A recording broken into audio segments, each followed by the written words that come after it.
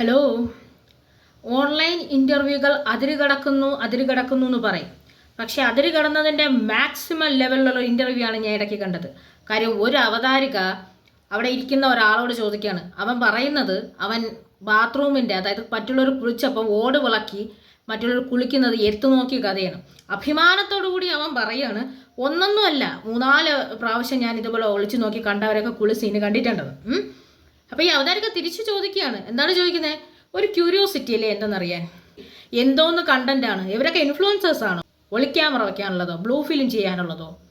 ഒരു സാമാന്യ മര്യാദ വേണം ഒരു ഇൻ്റർവ്യൂവിന്. വളരെ മനോഹരമായി, വളരെ വൃത്തിയായി നല്ല കണ്ടന്റുകൾ സ്പ്രെഡ് ചെയ്ത് തരുന്ന ഒരുപാട് അവതാരകർ നമുക്കുണ്ട്. ഒരുപാട് പേര് കണ്ടാൽ നമുക്ക് അസൂയ തോന്നും. അത്ര ഗംഭീരമായി അവരുടെ എതിരെ ഇരിക്കുന്ന ആളുടെ നല്ല നല്ല വിശേഷങ്ങൾ പങ്കുവയ്ക്കുന്നത്. അതിടയ്ക്ക് ജോണി ആൻ്റണി എന്ന് പറഞ്ഞ സംവിധാന നടനുമായ വ്യക്തി പറയുകയും ചെയ്തു, നല്ല രീതിയിലുള്ള ഇൻ്റർവ്യൂ ആണ് മോൻ ചെയ്തത്. കാര്യം ചെയ്തത് കേട്ടാൽ തന്നെ നമുക്ക് പറയാൻ, നമ്മൾ വിട്ടുപോകുന്ന കാര്യം കൂടി ഓർമ്മിപ്പിക്കുന്നു.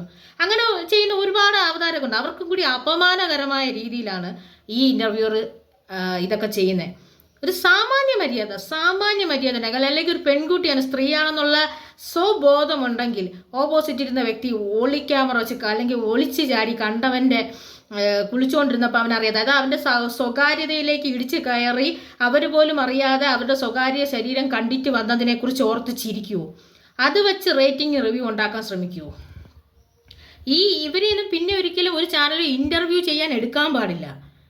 ഈ കൂടെ ഇരിക്കുന്ന സഹപ്രവർത്തകർ തന്നെ ഇത് മനസ്സിലാക്കി ഇനി ഇങ്ങനെയുള്ളവരെ ഇൻ്റർവ്യൂ എടുക്കാൻ പാടില്ല, അല്ലെങ്കിൽ ഇങ്ങനെയുള്ളവർ ഇൻ്റർവ്യൂവിന് ചെയ്യാൻ വരുന്നവരടുത്ത് ഞങ്ങൾ സഹകരിക്കില്ല എന്ന് പറഞ്ഞു. അതാണ് ഒരു ആത്മാഭിമാനമുള്ള ഒരു മാധ്യമ പ്രവർത്തകർ ചെയ്യേണ്ടത്. ഓൺലൈൻ മാധ്യമം ആയിക്കോട്ടെ, അതാണ് ചെയ്യേണ്ടത്. അതിന് പകരം ചിരിച്ചു കൊടുക്കല്ലേ വേണ്ടത്. ഈ കുറച്ച് ദിവസങ്ങൾക്ക് മുമ്പ് മറ്റൊരു ചാനലിൽ വർഷങ്ങൾക്ക് മുമ്പ് വളരെ സജീവമായി നിന്ന നടിയുടെ ആദ്യ കുഞ്ഞു മരിച്ചുപോയ ഇത് ചോദ്യമായി ചോദിക്കുകയാണ്. ചോദിച്ചത് ഇങ്ങനെയാണ്: ആദ്യ കുഞ്ഞിൻ്റെ മരണം മാനസികമായി വേദനിപ്പിച്ചു വന്നു. അപ്പോഴേ തന്നെ അവർ തിരിച്ചു പറഞ്ഞു, എന്തിനാ ഇതൊക്കെ ചോദിച്ചെന്ന്. ഇത്രയും ഹൃദയഭേദകമായൊരു ചോദ്യം ചോദിച്ചിട്ട് ആ വീഡിയോ ക്ലിപ്പ് ഡിലീറ്റ് ചെയ്ത് കളയാതെ അത് എടുത്തങ്ങ് ഇട്ടേക്കാണ്. അതും പബ്ലിക്കാക്കാനുള്ള ആ മനസ്സിനെയാണ് ഏറ്റവും അധികം സമ്മതിക്കേണ്ടത്. അവരങ്ങ് ഹൃദയം തകരുന്ന രീതിയിലാണ് അവർ പറഞ്ഞത് അത് ചോദിക്കല്ലേ എന്ന്. നമുക്കറിയാം, ഒരു കുഞ്ഞിനെയൊക്കെ നഷ്ടപ്പെടണമെന്ന് പറഞ്ഞു കഴിഞ്ഞാൽ അത് എത്ര വലിയ വേദനയാണ്. അത് റിലേറ്റായി അവർ ഒരുപാട് ജീവിതത്തിൽ വേദനിച്ചതാണെന്നും അറിയാം. ഇതെല്ലാം അറിഞ്ഞു വെച്ചുകൊണ്ട് ചോദിക്കുകയാണ്. ഓൺലൈൻ മാധ്യമമായിക്കോട്ടെ, സാമൂഹ്യ മാധ്യമങ്ങളിൽ പബ്ലിസിറ്റി ആക്കാനുള്ളതായിക്കോട്ടെ, വളരെയധികം ഇപ്പോൾ ഇവർ പറയും, ഇല്ല ഞങ്ങൾക്ക് അവിടുത്തെ ഹെഡിൽ നിന്ന് എഴുതി തന്നതാണ്. നിങ്ങൾക്ക് പറഞ്ഞൂടെ ഞങ്ങൾക്ക് ഇത്തരം ചോദ്യങ്ങൾ ചോദിക്കാൻ അറിയില്ല എന്ന്? ഞങ്ങൾക്ക് പറ്റില്ല എന്ന് പറഞ്ഞൂടെ? ഇപ്പോൾ ഈ പറയുന്ന വ്യക്തിയെ പിടിച്ചിരുത്തി ഈ അവതാരിക ചോദിച്ചത് ആരും എഴുതി കൊടുത്ത ചോദ്യമല്ല. കണ്ടവൻ്റെ ബാത്റൂമിൽ ഒളിഞ്ഞു നോക്കി അവൻ കണ്ടു രസിച്ച കഥയെ ഇരുത്തി അത് പറഞ്ഞ് ആ കമൻറ്റ് ബോക്സ് തെറി വാങ്ങിച്ച് വീഡിയോ റീച്ച് ചെയ്ത്, എന്ത് അഭിമാനമാണ് നിങ്ങൾ ചെയ്യുന്നത്. മാധ്യമ പ്രവർത്തനമാണ് എന്ന്, ഓൺലൈൻ ആയിക്കോട്ടെ മാധ്യമ പ്രവർത്തനമാണെന്നുള്ള ചെറിയൊരു ബോധം, ജോലി ചെയ്യുമ്പോൾ ചെറിയൊരു ബോധമാണ്. ഞാൻ ചെയ്യാൻ പോണത് മാധ്യമ പ്രവർത്തനം, സമൂഹത്തിന് വേണ്ടിയുള്ള മാധ്യമ പ്രവർത്തനമാണ്. അല്ലാതെ ഇതിനൊക്കെ ഇത്തരം ക്രിമിനൽസിനെയൊക്കെ ഇവനൊക്കെ ജയിലിൽ കിടക്കേണ്ടവന്മാരാണ്. ഈ ജയിലിൽ കിടക്കേണ്ടവനെയും കേസ് കൊടുത്ത് ജയിലിലാക്കേണ്ടവരെയൊക്കെ പിടിച്ച് മൈനറാണോ മേജറാണോ എന്ന് അറിഞ്ഞൂടെ, ഏതോ ഒരാൾ കുളിച്ചപ്പോൾ അതിൻ്റെ അകത്ത് നിന്ന് ഒളിച്ചു നോക്കിയതിൻ്റെ കഥ സോഷ്യൽ മീഡിയയിൽ ഇരുന്ന് പറഞ്ഞിട്ട് അവൻ്റെ പേര് സോഷ്യൽ മീഡിയ ഇൻഫ്ലുവൻസർ. എന്തോന്ന് ഇൻഫ്ലുവൻസിങ്? ഈ ചെയ്ത അവതാരികയ്ക്കെതിരെയും ആ പറഞ്ഞ വ്യക്തിക്കെതിരെ കേസെടുത്ത്, ക്രിമിനൽ കേസെടുത്ത് പല വകുപ്പിലും എടുക്കാം.